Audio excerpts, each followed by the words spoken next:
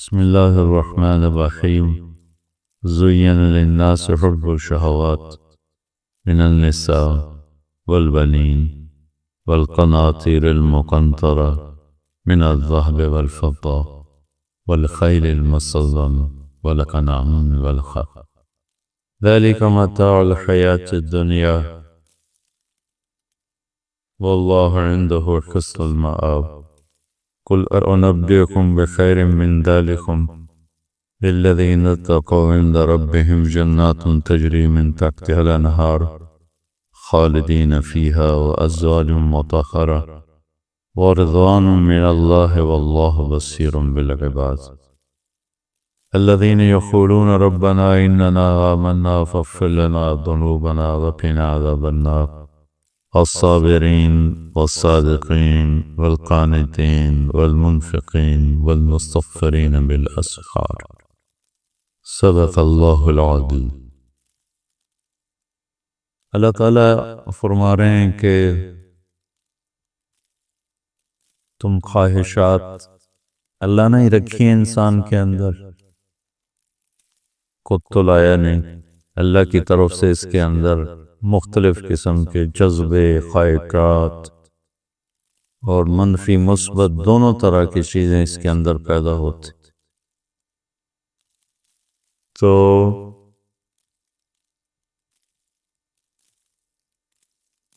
ایک انسان عام کوئی بھی ہو، افریقہ میں بھی رہتا ہے، اس کے اندر بھی خواہشات کا اتنا بڑا جہان آباد ہے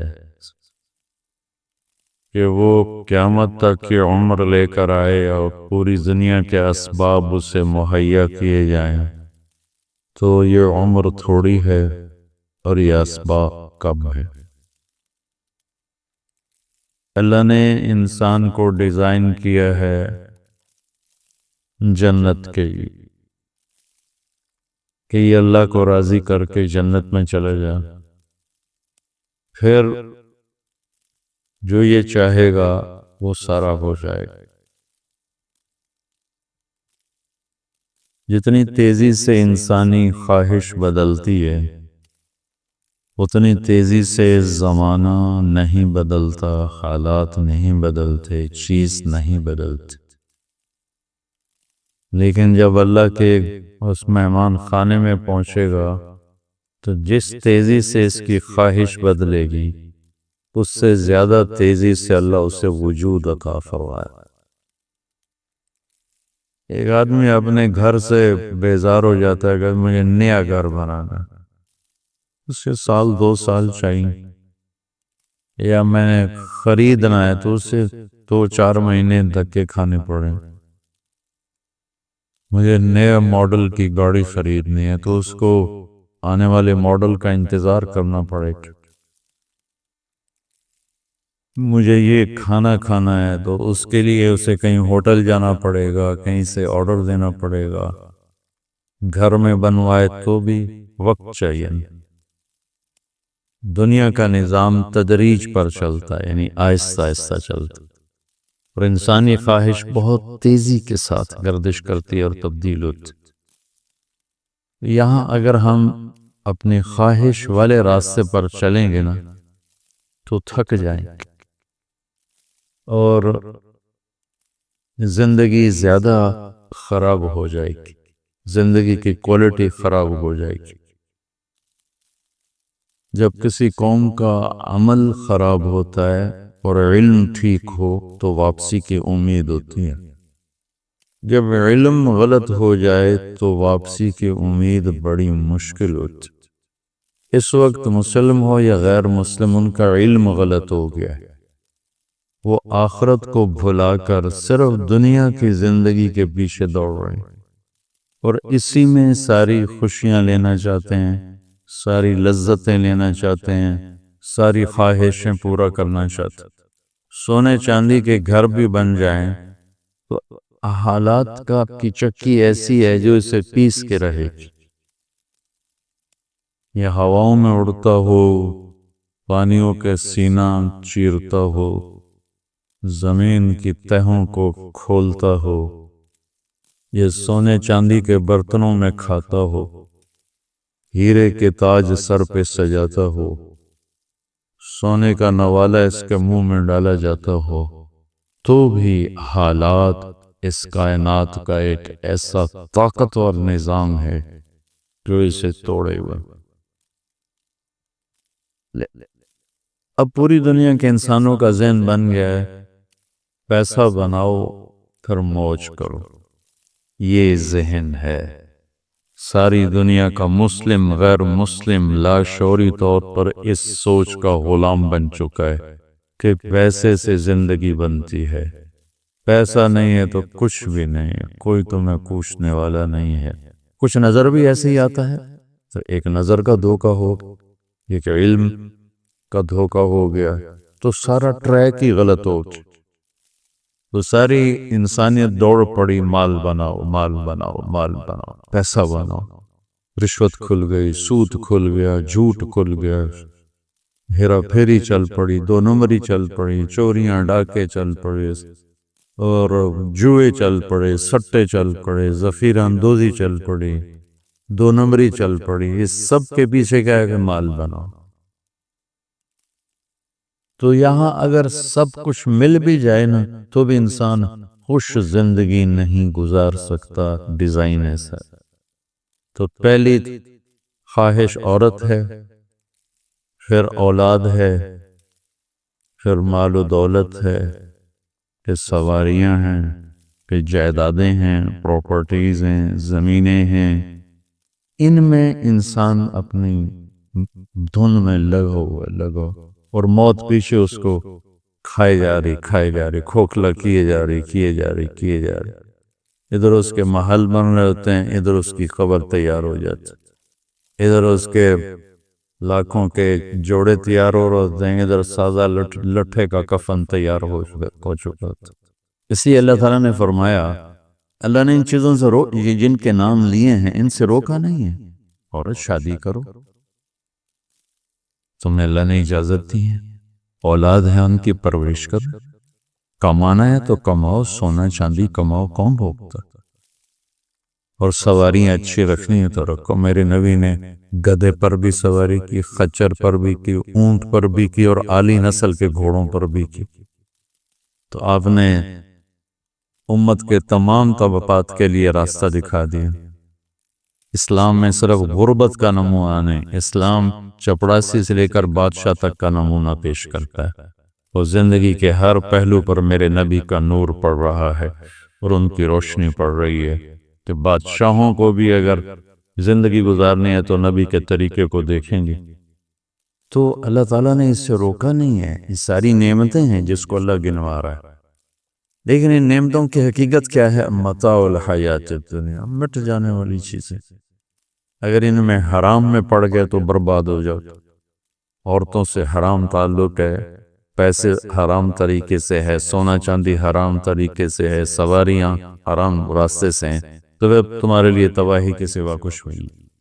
تو حلال میں بھی یہ ہوں تو بھی اللہ کہتا ہے چاہے حلال بھی ہو تو چھوڑ کے تو جاؤ گے۔ آخر سلیمان علیہ السلام بھی حکومت چھوڑ کے ہی گئے، کتنی بڑی حکومت اللہ نے دی کہ سخرنا لہ الریح تجری بامرہ رخاء حیث اصاب والشیاطین کل بناء وغواص وآخرین مقرنین فی الاسفاد، کہ اللہ تعالیٰ نے جنات تابع کر دیے، ہوا تابع کر دی، کیا اللہ تعالیٰ نے ان کے لیے تابع کر دیا، لیکن چھوڑ کے چلی گئے نا۔ ذوالقرنین نے مرتے ہوئے کہا میرے ہاتھ کفن سے نکال دینا کہ لوگوں کو پتہ چلے کہ اتنا بڑا بادشاہ بھی خالی ہاتھ جا رہا۔ تو یہاں سب کچھ مل جائے تو زوال ہے، چند سال گزرنے کے بعد زوال ہے۔ تو اب اللہ کہہ رہا میں تمہیں ایک اس سے اعلیٰ چیز بتاؤں، اُنَبِّئُکُم بِخَیْرٍ مِّن ذَلِکُم، کیا ہے؟ لِلَّذِينَ اتَّقَوْا عِندَ رَبِّهِمْ جَنَّاتٌ تَجْرِی مِن تَحْتِهَا الْأَنْہَارُ خَالِدِینَ فِیہَا وَأَزْوَاجٌ مُطَہَّرَةٌ وَرِضْوَانٌ مِّنَ اللَّہِ وَاللَّهُ بَصِیرٌ بِالْعِبَادِ، کہ اگر مجھ سے دوستی لگا لو نا، تقویٰ کیا ہے؟ اللہ سے دوستی لگا، اور تقویٰ کوئی ایسی آسمانی مخلوق نہیں ہے یا ایسی کوئی مشکل صفت نہیں ہے جو پیدا عام سے عام مسلمان تقوی والا ہو سکتا۔ کون ہے تقوی والے؟ اللہ جو یہ کہتے ہیں اللہ ہم تیرے اوپر ایمان لائے، یا اللہ ہمارے گناہ معاف فرما، ہمیں جہنم سے نجات عطا فرما۔ اور تقوی والے کون ہوتے ہیں؟ جو صبر کرتے ہیں، جو سچ بولتے ہیں، جو عبادت کرتے ہیں، جو خرچ کرتے ہیں، اور جو تہجد پڑھتے ہیں۔ یہ 4-5 باتیں ہیں، یہ کر لو تو آپ تقوی والے ہو۔ تو اس پر ملنے والا کیا ہے؟ جنات تجری من تحتها الانہار۔ انسان جب سے پیدا ہوا ہے اور جب سے پروان چڑھ رہا ہے اور نسل در نسل آئیڈیل لائف کی تلاش میں، 18ویں صدی میں جب سائنس نے ایک دم آنکھیں کھولی اور انسان نے کائناتی علم دریافت کیے، تو ایک شور اٹھا کہ اب خدا کوئی نہیں ہے، اللہ کوئی نہیں ہے، یہ سارا سسٹمیٹک سسٹم ہے۔ تو ہم نے مادی طاقتوں کا راستہ دیکھ لیا ہے، ہمیں کسی خدائی جنت کی ضرورت نہیں، ہم دنیا کو جنت بنا دیں۔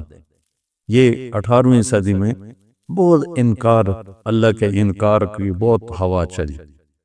پھر انسانی علم خود یہاں تک پہنچا کہ نہیں، اللہ کے انکار کے بغیر کائنات کا کوئی نہ سر ہے نہ پیر ہے، نہ توجیہ ہو سکتی ہے، نہ کوئی اس کے کسی سوال کا جواب ہو سکتا ہے، لہذا ایک خالق ضرور ہے جس نے اس کائنات کو پیدا کیا ہے۔ تو ایک بات پہلے میں جو میڈیکل سائنس کہتی ہے کہ انسان اپنے ذہن میں کبھی بھی ناممکن کی تمنا نہیں کر سکتا۔ آپ کو کسی ان پڑھ سے ان پڑھ ایک چھوٹی سی مثال، کدی 2 تے 2 5 ہو جان، کسی کو یہ تمنا کرتے دیکھا ہے کدی 2 تے 2 5 ہو جان؟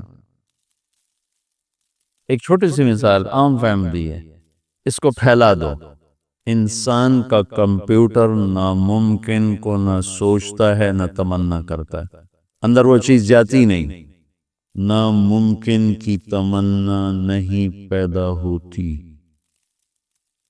پھر یہ زندگی کیوں چاہتا ہے؟ یہ کیوں چاہتا ہے موت نہ آئے، موت نہ آئے، موت نہ آئے؟ یہ کیوں چاہتا ہے جبکہ ناممکن کی تمنا اندر نہیں پیدا ہوتی؟ یہ مستقل صحت کیوں مانگتا ہے، لمبی عمر کیوں مانگتا ہے، ہر وقت کی جوانی کیوں مانگتا ہے، ہر وقت کی خوشی کیوں مانگتا ہے، جبکہ یہ ساری چیزیں ناممکن ہے۔ اس جہان میں ہر وقت کوئی خوش نہیں رہ سکتا، ہر وقت کوئی صحت مند نہیں رہ سکتا، مستقل کوئی زندہ نہیں رہ سکتا۔ پھر یہ ساری خواہشیں جو ابھرتی ہیں یہ بھی بتلاتی ہیں کہ کوئی جہان ایسا چھپا ہوا ہے جہاں زندگی ہے، موت نہیں، آئیڈیل لائف ہے اور کوئی دکھڑا نہیں۔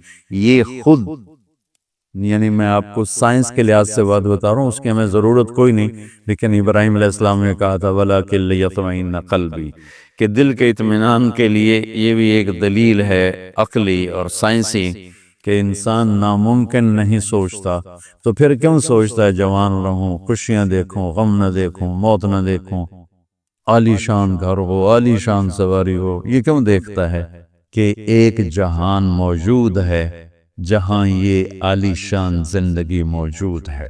وہ کہاں ہے؟ عند رب ہے، وہ اللہ کے پاس۔ جنت کہاں ہے؟ 7ویں آسمان اس کی بیس ہے، 7واں آسمان، اور 7ویں آسمان سے بنتی ہے اور یوں اوپر جاتی ہے۔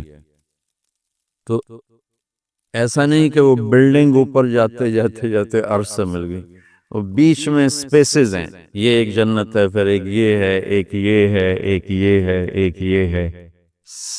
عرش کے ساتھ جا کر جو جنت مل گئی ہے کہ اللہ کا عرش اس جنت کی چھت بن گیا ہے، وہ ہے جنت الفردوس۔ ان الذين آمنوا وعملوا الصالحات كانت لهم جنات الفردوس نزلا اولئك هم الوارثون يرثون الفردوس۔ تو فردوس اعلی جنت ہے۔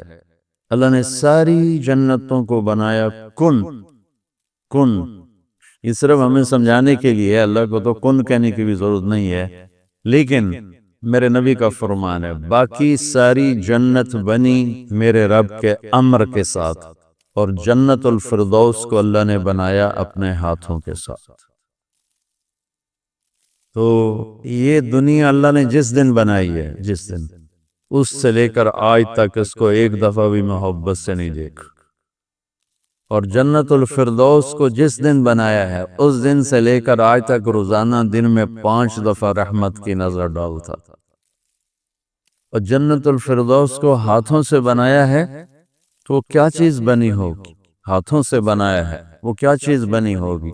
جس دن بنایا تھا اس دن سے لے کر آج، اور آج سے جس دن اس میں جانا ہے، آنے والا زمانہ بھی موجود ہے، گزرا ہوا زمانہ کوئی 25 ارب سال ہے، 30 ارب سال ہے اس کائنات کو بنے ہوئے۔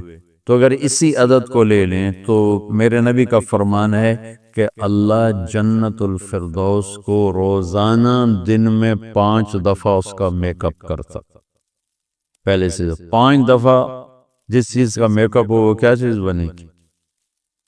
اچھا یہ تو دنیا ہے نا، چھوٹی چیز ہے، اس کا تو زیادہ میک اپ ہو نہیں، یہ اس مسجد کا ہم میک اپ شروع کریں تو یہ چھوٹا سا حال ہے، سال 2 سال 3 سال میں ہم دنیا کے تارے توڑ کے لے آئیں تو بھی چند سال کے بعد کوئی جگہ ہی نہیں ہوگی بھی اب کہاں کیا چیز رکھیں۔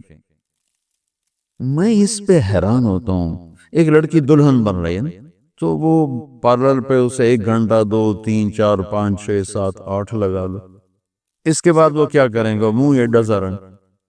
تو ایک لڑکی ہے، ایک لڑکا ہے، ایک گھر ہے، اس کی ڈیزائننگ ہے، اس کا میک اپ ہے، کسی کو چند گھنٹے لگیں گے، کسی کو چند سال لگیں گے، اور پھر ختم، کہ بس اس سے زیادہ نہیں ہو سکتا ہے۔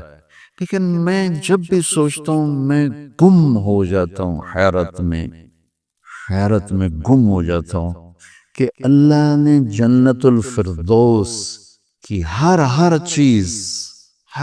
چیز جنت کی حور کو اللہ نے پیدا کیا امر کن، باقی جنتیں، اور جنت الفردوس کی حور کو پیدا کیا اپنے ہاتھوں سے پیدا کیا۔ کن اور حادثے کا کتنا فرق ہے۔ پھر جس دن پیدا کیا تھا اس دن سے لے کر آج کتنے سال ہو چکے ہیں؟ 30 ارب سال سے روزانہ پہلے سے 5 گنا زیادہ اللہ اسے خوبصورت کر دیتا۔ تو کیا کرتا ہے؟ اور اس کے اندر میک اپ کو قبول کرنے کی کتنی کیپیسٹی ہے، کتنی طاقت ہے کہ وہ روزانہ پہلے سے 5 گنا زیادہ خوبصورت ہوئی جا رہی ہے۔ اس کی ایک چارپائی لے لو، ایک کرسی لے لو، ایک پتا لے لو، ایک تنکا لے لو، ایک مور لے لو، ایک کبوتر لے لو، ایک پانی کا دریا لے لو، شراب کا جام لے لو، سراہی لے لو، بستر لے لو، پردہ لے لو، پلنگ لے لو، گھوڑا لے لو، کوئی چیز جنت کی لے لو، ہرن لے لو، مور لے لو، کوئی چیز، ہر چیز کو اللہ پہلے سے 5 گنا زیادہ حسین۔ آج 5 دفعہ مکمل ہو گیا، کل آئے گا پھر 5 دفعہ پہلے سے زیادہ حسین۔ 30 ارب سال سے جس چیز کا میک اپ ہو رہا ہو اور آئندہ زمانوں میں بھی اس کا ہونا ہی ہے، اور میک اپ کرنے والا بھی اللہ ہو تو وہ کیا چیز بنی ہوئی؟ کیا چیز ہو؟ اور دنیا کو جنت بنا بھی لو تو موت کا کیا کرو؟ ایک آدمی نے بہت عالیشان بنایا اپنا گیٹ گھر، تو میں اس کے ساتھ جا رہا تھا تو مجھ سے کہنے لگا مولانا صاحب اتنے ہی ویکھو، اسی تو اتنے روپیے لا چھڑیں تسی ویندے ہی نہیں پے ہو، دیکھو میں نے کیا بنایا ہے۔ تو مجھ سے کہنے لگا مولانا صاحب اتنا ویکھو تو میں کتنے پیسے لائیں تے کی بنا دیتا ہے۔ تو میرے بولنے سے نا پہلے خود ہی بول پیا، پر مصیبت ہے مر جامنا ہے چھڑ جامنا، ساتھ ہی اور مصیبت ہے مر جامنا ہے چھڑ جامنا۔ میں کہا بھائی ہوں دس، تو آپ ہی دس دیتا ہے، میں نے ویک کے کی کرنا؟ تو کیا علاج کر؟ نوشیروان کے پوتے خسرو پرویز نے محل بنایا 11,000 پلر پر، 11,000 ستونوں پر محل بنایا، اور 10 سال نہیں رہ سکا اس میں، اور وہ محل زیر و زبر ہو گیا۔ کیسر نے شکست دی اور محل کو آگ لگا دی۔ عبد الرحمن الناصر اموی بادشاہ نے اسپین میں محل بنایا 4316 پلر اور برج، اور 25 سال صرف اس میں رہا، جا کے اسی قبر میں گر گیا جس قبر میں غریب جا کے گرتا ہے۔ آج اس محل کے کھنڈر میں دیکھ کر آیا ہوں قرطبہ میں، پھر کیا وہ شان و شوکت 300 ہجری میں بننا شروع ہوا، اور 1000 خچر سامان ڈھونے کے لیے، 10,000 مزدور مستری راج اس پہ کام کرنے کے لیے، چونکہ اس مینول کام تھا، سارا مشینی کام تو تھا نہیں، اور پوری دنیا سے سونا چاندی ہیرے لائے گئے، اور مختلف جگہ پہ پارے کے تالاب بنائے گئے، سورج کی گردش کو سامنے رکھ کر، کہ پارا چونکہ ٹکتا نہیں، یوں کرتا ہے تو سورج کی شعائیں اس پر پڑتی، اور جب وہ پارا ڈانس کرتا تو شعا بھی ڈانس کرتے اوپر جا کے محل پہ پڑتی، تو پورا محل یوں رقص کرتا ہوا نظر آتا تھا، یوں سارا محل جھومتا نظر آتا تھا۔ اتنا اس اللہ کے نیک بندے نے تباہ کیا پیسہ قوم کا، اور ٹوٹل 25 سال، 350 میں وہ مر گیا، اور اس کی سوانے میں لکھا ہے 50 سال میں نے حکومت کی اور ہر دشمن کو زیر کیا، لیکن میں نے اپنی خوشی کے دن گنے 50 سال میں تو صرف 14 دن تھے، صرف 14۔ تو اب اس کا کیا علاج ہے کہ آپ نے سب کچھ بنا لیا، موت کو بگاؤ؟ جب موت ہے تو اللہ کہتا ہے یہ آئیڈیل ہوم نہیں بن سکتا، لہٰذا یا مجھ سے دوستی کر لے، تقوی اختیار کر لے، پھر تو دیکھ میں تیرے لیے جنت بنا کے بیٹھوں، 7ویں آسمان سے چلتی ہے، اور پھر یہ درجات ہیں، 100 درجات تو صرف جنت الفردوس کے ہیں، اور باقی پتہ نہیں کیا چیز۔ اچھا 7ویں آسمان پہ یہ اس کی 7واں آسمان اس کی بیس ہے، اور پھر 7ویں آسمان سے باہر نکل گئی، جیسے ہم وہ لوہا ڈال کے اور آگے شیڈ بنا دیتے ہیں، نیچے کوئی ٹیک نہیں ہوتی لیکن لوہے کے سریے ڈال کے شیڈ بنا دیتے ہیں، جنت کو اللہ تعالیٰ نے 7ویں آسمان سے یوں باہر نکالا ہے، کتنا باہر نکالا ہے وہ اللہ ہی بہتر جانتا ہے، پھر اس کو اوپر اٹھایا ہے اور اپنے عرش کو اس کی چھت بنایا ہے۔ جنت الفردوس کے لیے اللہ کا عرش چھت ہے اس مسجد کی چھت کی طرح، اور باقی جنتوں کے لیے اللہ کا عرش چھت ہے آسمان کی طرح، آسمان کی طرح۔ تو اس میں ایک تنکا لکڑی یا گھاس، وہاں کا تنکا بھی سونے چاندی سے بنا ہوا ہے، یہاں کے درخت لکڑی کے، ایک کہنے لگا سونے چاندی سے پھل کیسے آئے گا؟ میں نے کہا لکڑ تو پھل کے میں آ جائیں، یہ کوئی ہے عقل میں آنے والی بات کہ لکڑی سے پھل نکل ہے؟ لیکن چونکہ ہم ہر وقت دیکھتے رہتے ہیں تو وہ ہمارا ذہن اسے قبول کر چکا ہے، ورنہ کوئی عقل کی بات ہے کہ لکڑی میں سے آم نکل آتا ہے، اور لکڑ میں سے انگور نکل آتا ہے، چھوٹی سی بیل میں سے اتنا بڑا تربوز نکل آتا ہے، یہ کیا چکر ہے؟ زمین پر پڑے اتنا ہو جاتا ہے۔ وہ کہتے ہیں کوئی فلسفی جا رہا تھا تو اس نے دیکھا اتنا بڑا تربوز زمین پہ پڑا ہوا اور آم لگے ہوئے درخت پر، تو کہنے لگا ایک ہی گل ہے، چھوٹے چھوٹے اتلا دیتے ہیں وڈے نو ہیٹھاں پاتا ہے۔ تو ابھی اسی سوچ میں تھا تو ایک کام ٹوٹ کے اس کی ٹنڈ پہ لگا، کہنے لگا سمجھ آ گئی، یہ میرے تے ہندوانا ڈاندا تو میرا کی حال ہے،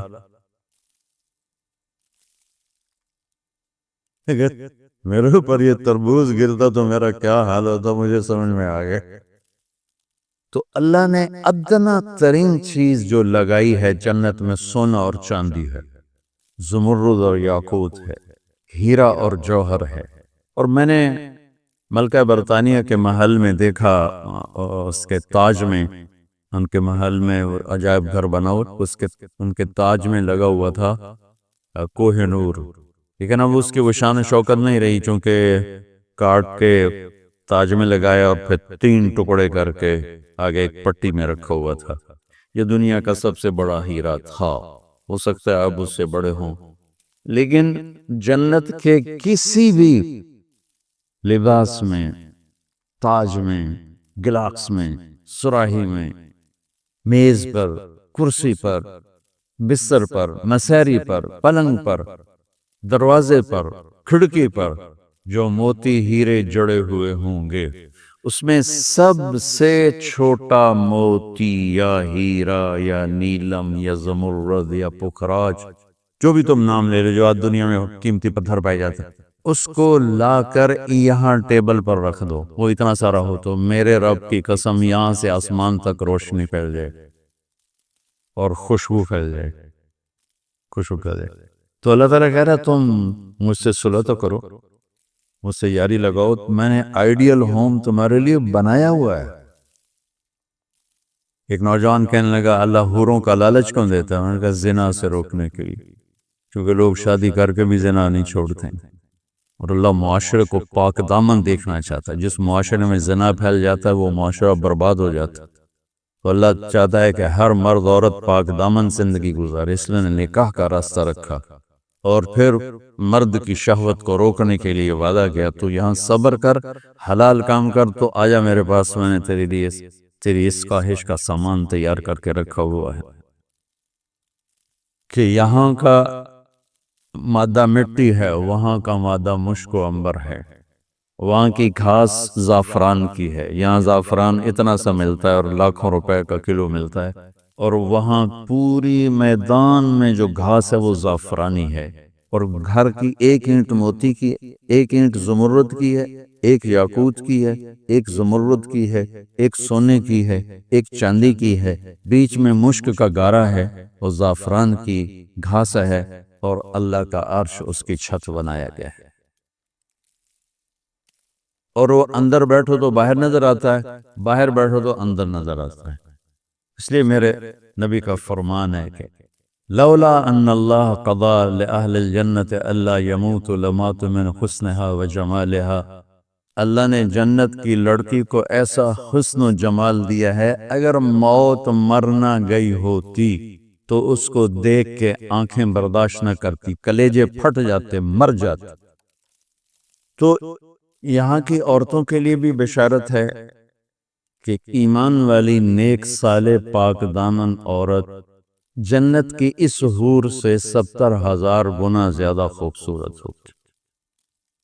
70,000 گنا کا مطلب ہوتا ہے لا محدود۔ ایک دفعہ حضرت ام سلمہ نے پوچھا یا رسول اللہ نساء الدنیا افضل ام نساء الجنہ، دنیا کی عورتیں افضل ہیں یا جنت کی عورتیں؟ آپ نے فرمایا بل نساء الدنیا، ام سلمہ دنیا کی عورت؟ تو انہوں نے کہا یا رسول اللہ وہ کیسے؟ یعنی ہم تو مٹی سے بنی ہیں اور گندگیوں میں بھری ہیں، اور وہ تو مشک عنبر زعفران کافور سے بنی ہیں، پاک پاکیزہ ہیں۔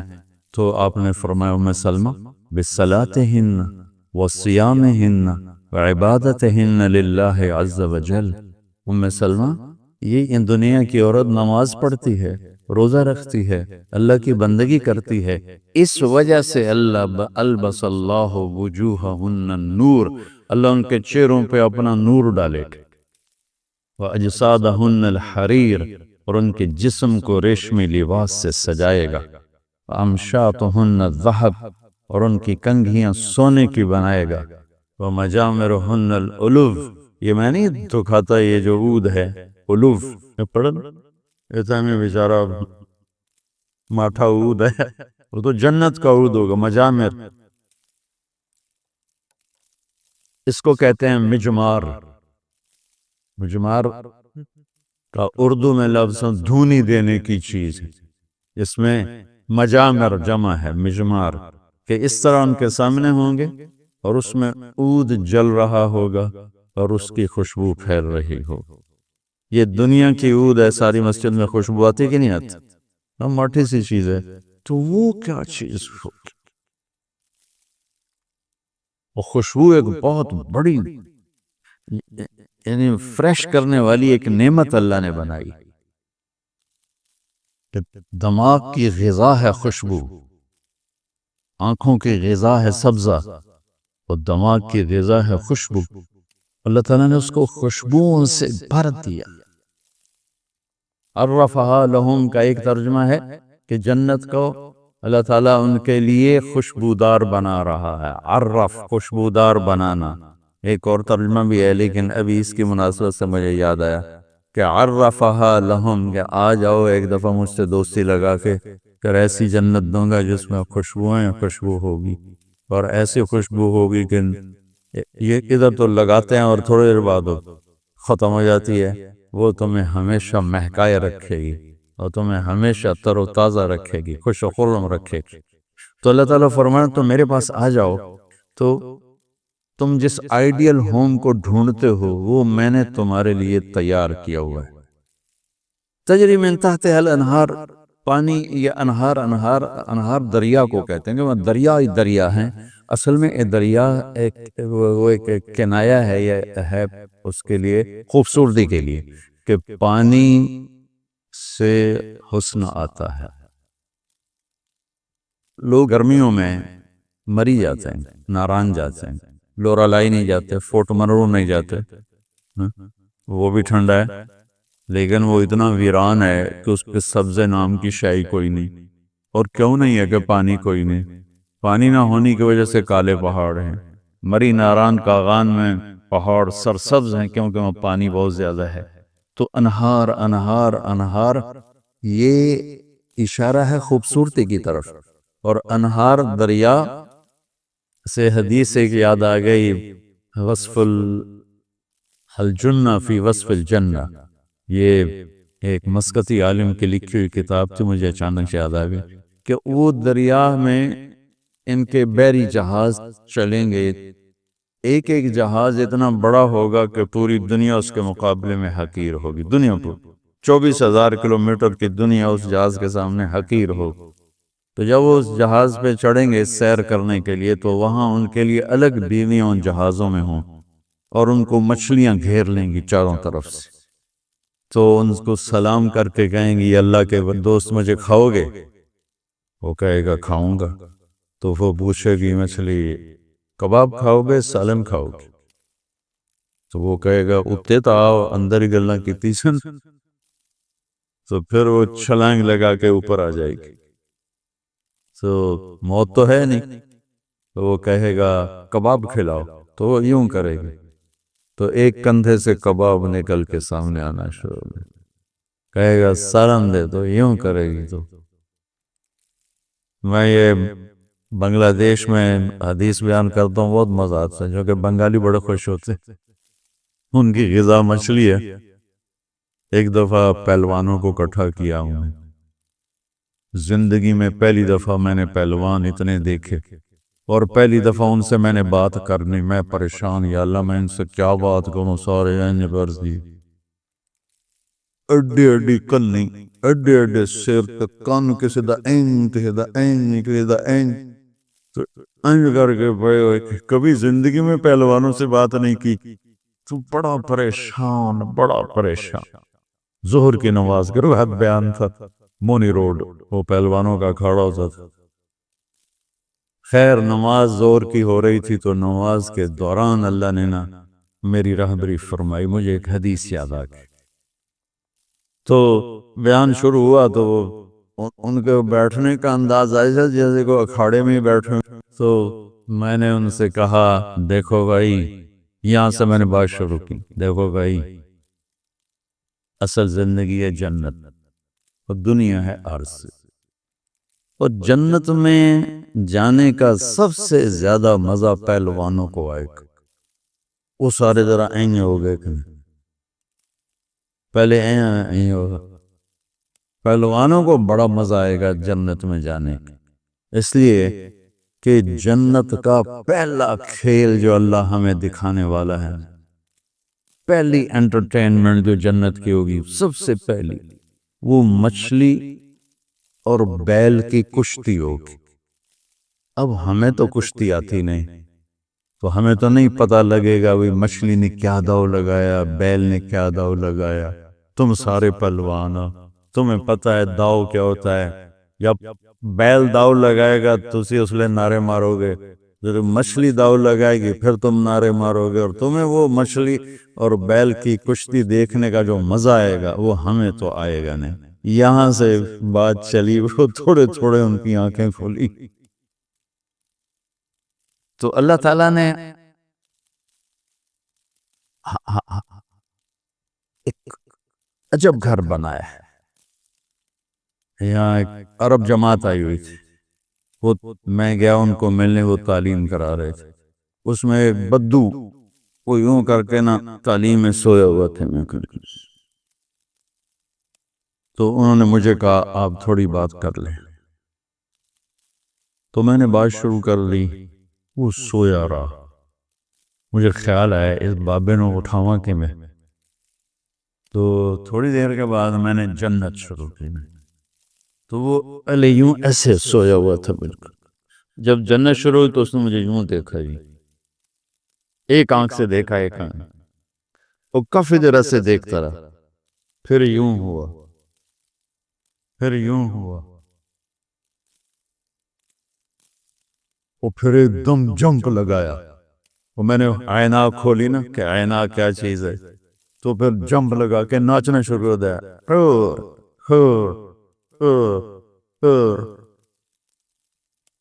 تو میرا رب کہتا ہے دوستی لگا لے، گھر تیار ہے، یہاں سونے چاندی کا گھر بھی چھوڑ کے تو جاؤ گے نا، اور وہاں وہ گھر بنایا ہے جسے چھوڑو گے نہیں ہمیشہ۔